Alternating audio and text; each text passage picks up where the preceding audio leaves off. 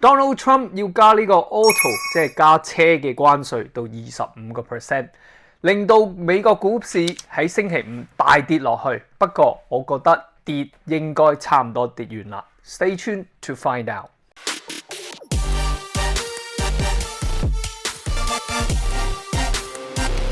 咁當然啦，喺聽啲 fundamental news 嘅時候，你會覺得點會啊？應該會仲加跌落去。但係有時候 stock market 係一個 future projection，呢啲咁嘅 news 已經講咗好幾個禮拜。咁如果當喺4月2號去 Donald Trump 落政策或者有改動嘅時候，會唔會 trigger 到個 market 彈翻上去呢？咁你大家可以考慮下呢個情況 ，OK？ 而且喺幾個 powerful 嘅 data show 俾我睇，跌勢都應該係差唔多跌完。有一隻股票可能會將成個股市扭轉。Stay tuned to find out， 因為我最後先講呢隻股票嘅。翻呢個S&P 500先啦，咁我每一次都會留意翻呢個叫 SPY 嘅 symbol， 係 S&P 500嘅 cash ETF 現金貨嘅 ETF。有一樣嘢，兩個 indicator 我會睇得好緊要噶啦。第一個就係呢個 accumulation distribution line measure buying and selling volume， 即係個量數買貨同埋買貨嘅。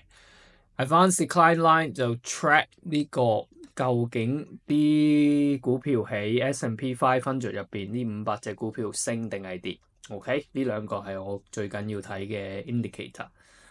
咁 so far 咧，其實佢係 reject 咗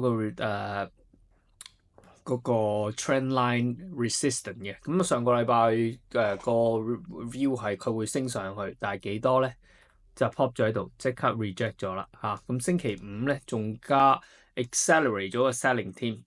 咁但係睇翻呢個 accumulation distribution 啦，當然啦，我哋而家見到佢係跌緊少少落去嘅，但係都係 maintain 喺一個 high level， 而且呢個 advancing stock 係有少少 correction， 但係都唔係話真係跌得咁犀利。OK， 我覺得 price 有機會 test 呢個 low point 啦，550啦，即係5500點啦，有機會 test 5400點都唔出奇。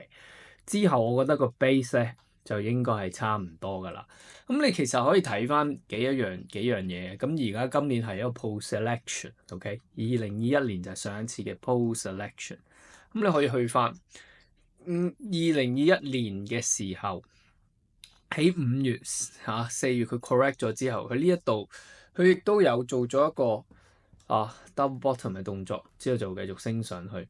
3月份亦都係佢都係有個 correction，之後就會升上去。第一四由呢個3月尾開始佢就會升上去，所以我覺得我都係仲係未睇淡。我知道有好多 trade war 啊、tariff 啊、Donald Trump 嘅傳聞出嚟啦，但係我唔係一個 fundamental 嘅 analysis。technical 嚟講，我覺得佢 hold 得都非常之 OK。咁另外一樣嘢咧，我會去用嘅就係我好朋友個 website 啦，你可以睇得到嚇。我哋可以睇翻 S&P 500，然後睇翻其實佢個 standard 嘅 correlation， 即係呢個係季候性圖，咁就唔係好強，得23%、9%。咁除咗呢樣嘢之外咧，咁留翻個 current 先 ，current 即係今年嘅走勢啦。咁我哋可以叫佢個 platform 去 calculate。究竟有邊幾年係同呢個相似？咁我首先會 take off 一樣嘢先。嗱，2020年我唔係咁想用佢，因為係 pandemic year，所以我 take that off。咁你可以睇得到，咁有2007啦、04啦、01啦、1994，即係佢呢個走勢就會揾翻，即係今年嘅走勢揾翻啲相似嘅走勢出嚟。佢都係 point 去到3月尾度咧，就會做咗個底。咁有機會可能會 drag 到去4月，因為呢個只不過係一個 guideline 即係唔可能 exactly 去到個 day 嘅，OK？ 咁然後但係好多時候都會 point 去升到去年尾嘅，OK？ 咁呢個就係先個 behaviour。就算係 post election，其實嗰個走勢都係非常之相似。post election 即係選舉後一年啦，你都可以睇得到，因為去到4月度咧，佢就會繼續升到去咩嘅，去到年尾。咁呢個係我都係我嘅 plan，我啲股票我都係繼續 hold 住，而且我今日仲會講有一隻好緊要嘅股票，你要留意翻。如果佢反彈咧，大市都會反彈，我臨尾先會講嘅。OK，咁睇完啦。S&P 500，另外一樣嘢我上個禮拜都有講過啦，就係要睇翻呢個個 VIX 啦，VIX Volatility Index 係攞嚟 hedge 嗰個 S&P 500嘅。你可以睇到，其實當 S&P 500跌緊嘅時候，跌得好犀利嘅時候，VIX 都唔係升得好勁嘅嚇，因為上一次跌到最低嗰陣時，佢升到上去差唔多成29個半㗎嘛。佢都係 pop 咗下上去，so the way that I look at it is，如果 VIX stay below 23呢啲咁嘅位置，佢都係 make 緊個 lower high 啫，即係證明根本就唔係真係咁需要恐慌呢個recession 啦，或者 Donald Trump 嘅 tariff。4月2號佢就會講啲 tariff 啦，會唔會有改變各樣啲嘢？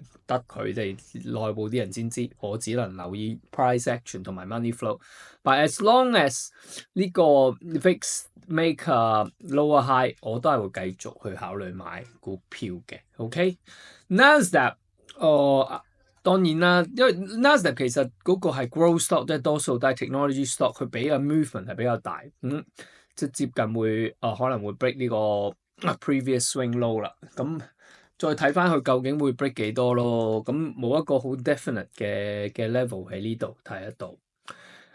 Dow Jones 道瓊斯咧，其實就 hold 得幾好嘅，佢而家 arguable 已經係有個 daily up trend 㗎啦，即係已經係轉緊 trend 㗎啦。所以我想第一個道瓊斯 hold 住升翻上去呢個好留意去睇翻呢樣嘢嘅。OK，咁喺 Magnificent Seven 咧，其實有一隻股票我都係繼續想睇佢升嘅。我上個禮拜都有買到 Microsoft 嘅，但係好早就走咗啦。而且我都有買 S&P 升，不過輸咗少少。咁有啲朋友問我有冇止蝕，梗係有啦。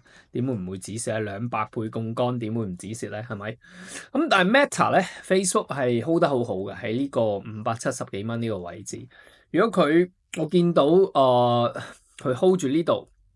而 S&P 500 and Nasdaq 都 hold 得好嘅話，我會考慮喺呢度會買佢繼續買佢升上去嘅。OK，因為基本上個 accumulation distribution 都仲係量數好高嘅買嘅貨，所以 Facebook Meta top of my list， 我會繼續買佢升上去。OK，咁另外一個咧，我想講下就係一隻股票會直接好大影響嘅，就係 Tesla。點解佢大影響？Elon Musk 好有影響力㗎嘛，而家 OK，咁喺呢一個位置咧，佢而家 try to break 翻呢個support resistance zone 268蚊呢個位置，咁我想睇佢繼續升翻上去先，然後咧再喺下一步可能280蚊呢個位置 next higher low 我就會 trade 佢上去。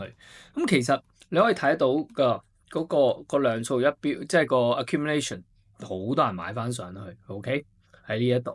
上一次有呢件事情發生嘅時候，就係呢個2023年頭啦。你可以見得到俾人沽到好犀利嘅時候，沽盡晒，但係量數係咁 pop 上去。咁我想見到一個呢個咁嘅動作之後咧 retrace 翻就上買上去。但係最好就要留意翻呢一個量數。你可以睇到當佢飆咗上去，呢度繼續維持 price 就喺度 corrective 嘅時候，你就可以考慮喺呢啲位置衝破咁樣買佢上去。所以 Tesla 係我留意緊嘅股票，但係要升破300蚊我先會去。咁如果 Tesla 上翻去，點解會影響到大市？但係原因只不過係我覺得係因為 Donald Trump 同埋 Elon Musk 嘅 relationship。So early sign 去睇得到，如果 Tesla 可以 break 翻上去，我覺得大市遲早都會升翻上去嘅。Okay, this is my view for the week on the stock market. 如果大家對於 trading 有興趣，記住 subscribe 翻我哋個 channel， 因為除咗 stock market， 我哋仲會講 forex 同埋 crypto market。Thank you so much for watching and see you guys next week.